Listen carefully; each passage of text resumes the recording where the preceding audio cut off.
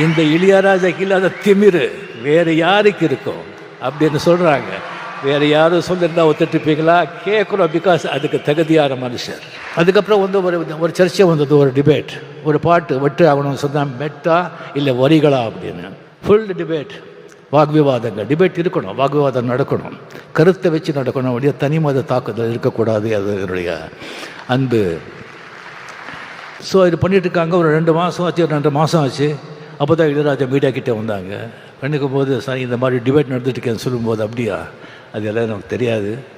சரியாக வந்துட்டு 2 நாள் வந்துட்டு 3000 பேஜஸ்க்கு வந்து நான் சிம்பனி எழுதியிருக்கேன், இது வந்து அங்கே வந்து ரெக்கார்ட் பண்ண போகிறேன் அப்படி சொல்லி போகும்போது வந்து மீடியா கிட்டே சொல்கிறாங்க, இந்த இளையராஜாக்கு இல்லாத திமிரு வேறு யாருக்கு இருக்கும் அப்படின்னு சொல்கிறாங்க. வேறு யாரும் சொல்லியிருந்தா ஒத்துட்டுப்பீங்களா? கேட்குறோம், பிகாஸ் அதுக்கு தகுதியான மனுஷர். அதுக்கப்புறம் ரெக்கார்ட் பண்ணி வந்துட்டு சொல்கிறார், இந்த இளையராஜாவை எந்த அளவுகோல் வச்சியும் அளக்க முடியாது, அதுக்கு மீறி நின்னவனா 82 இயர்ஸ் இன்னும் பாருங்கள் என்னென்ன பண்ணுறேன்னு சொல்லுங்கள். அது இளையராஜா, இன்க்ரெடிபிள் இளையராஜா.